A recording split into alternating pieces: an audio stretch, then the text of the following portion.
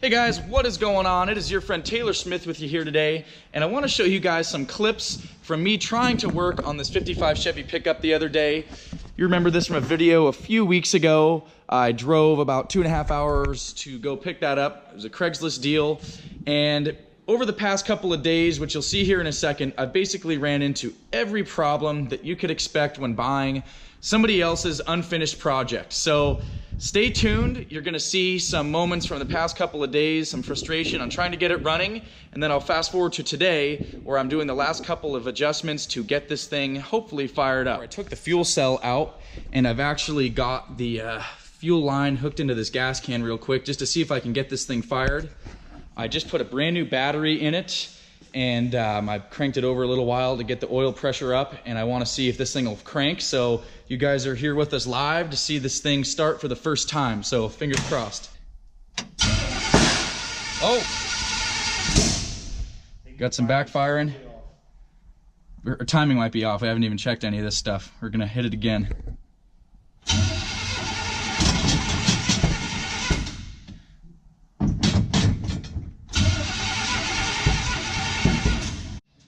All right guys, so on our first attempt here, we were getting a lot of black smoke out of the exhaust and popping. I came under to check the firing order, and I noticed that this distributor is just completely loose. So what I'm doing, I'm gonna actually have my dad turn this thing over, and I'm gonna just kind of twist the distributor until I can hear this thing fire. So go ahead and turn that key.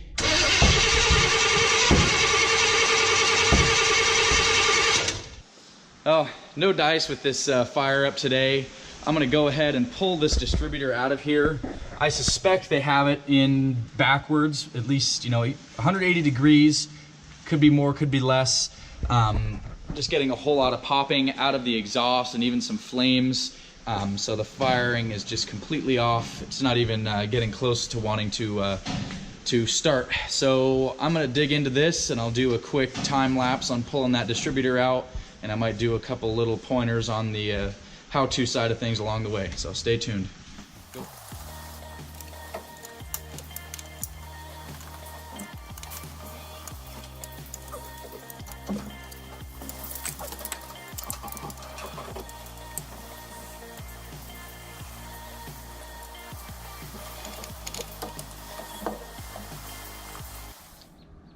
All right guys, it's the next day here. I actually ran out of time to keep working on this yesterday after that time lapse. So I want to show you guys the distributor if you have never dealt with one before.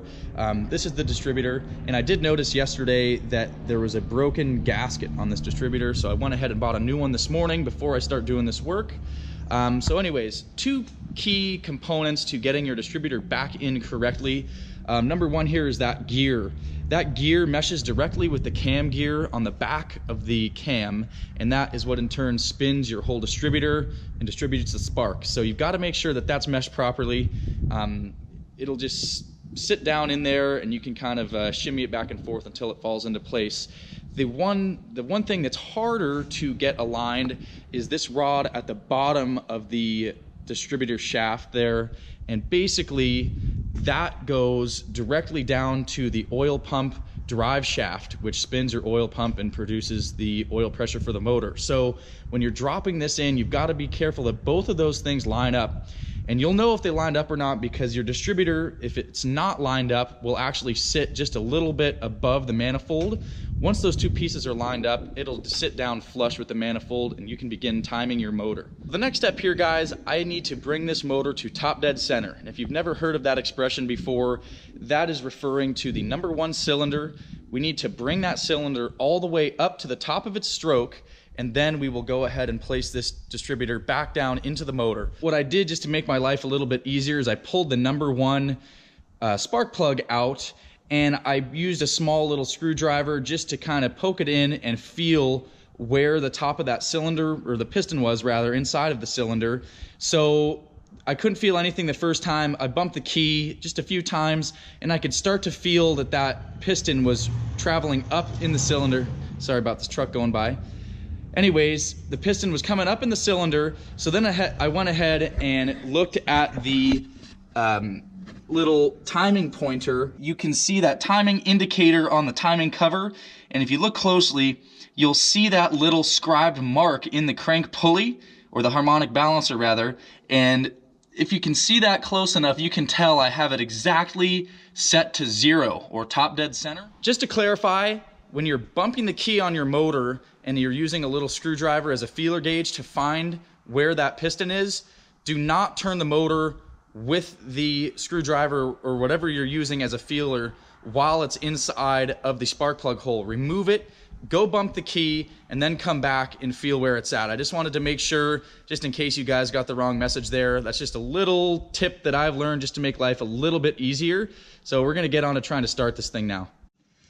So when you drop your distributor down into the hole in the manifold, you want to make sure that the rotor is pointing in the general vicinity of the #1 cylinder on the right bank of the motor. So we're going to drop it down in here and see if we can get this thing to line up.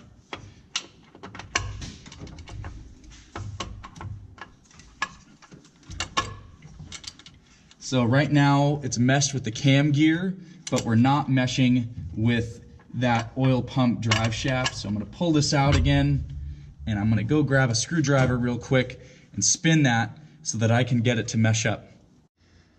All right guys, so I got the distributor dropped in, I got the cam gear meshed, and I got the oil pump drive shaft to fit up into that rod that I showed you. I've got the vacuum advance here is kind of pointed towards #6, and the rotor is pointed towards the #1 cylinder on the motor. So I'm going to fasten this down and we're going to try to fire it up again. Hopefully we have some luck this time. I've got the distributor all hooked up and we are going to try to start this again. I buttoned up the alternator and everything again. It's just mocked up, very rough. There's a lot of things I didn't like about how it was assembled by the previous owner, so I'm going to go through with a fine-tooth comb and fix everything. But this will just be our test fire up to see if this thing will actually go. Prime it off with a little fuel. All right, hit the key. Try it again.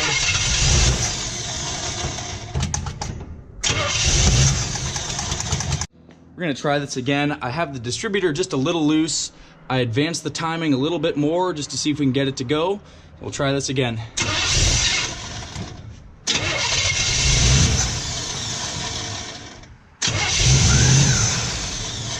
Getting close to wanting to fire.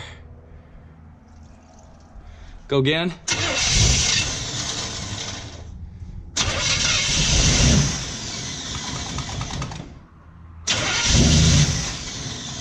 Man, we're getting close. As it turns out, this thing is just wired completely incorrectly. At this point, we've got the distributor in properly, the firing order is correct, the timing should be roughly where it needs to be to start. The problem is that the power wire to that HEI ignition was set up on the circuit for the starter. So it was only hot when you were turning the key to start. As soon as we backed off the key, there was no more power to the HEI distributor. So I have this thing just roughed together right now to see if I can get it running. I'll do some work off camera to try to straighten out this wiring, but as you can see here, behind this dash and under here, I took out this panel that kind of hid this mess of wires. It's just a mess. So taking over somebody else's work is never fun, and I wouldn't recommend it, but I love this truck, so it's gonna be worth it in the end. So now we're gonna see if we can get it running.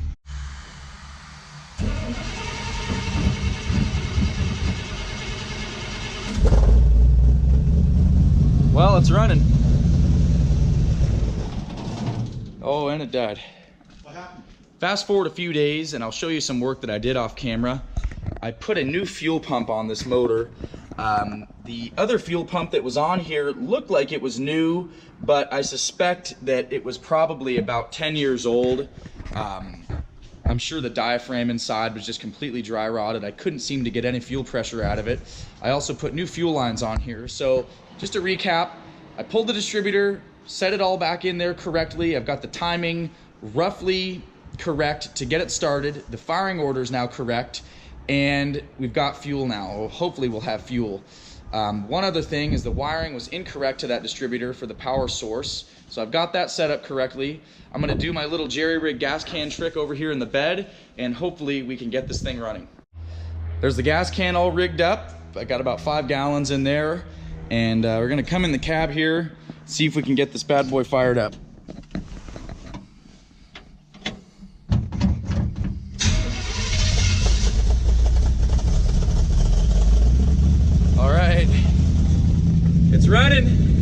Check it out.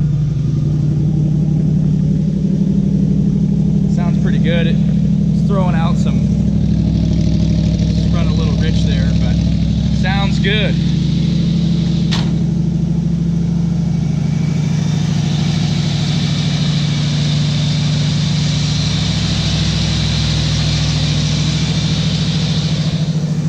Well, it was a lot of work, but I'm so happy to get this thing running. It sounds good. I was getting a little bit nervous about it because supposedly it was supposed to be a good running motor, but that was a lot of trouble to get a motor running. But it sounds great.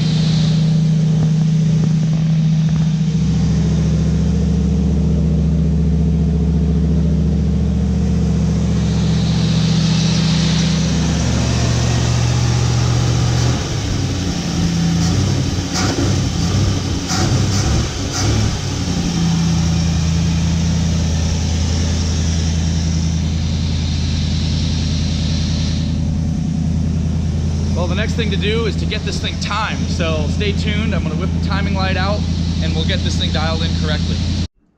I'm ready to start timing the motor. I've got my light hooked up.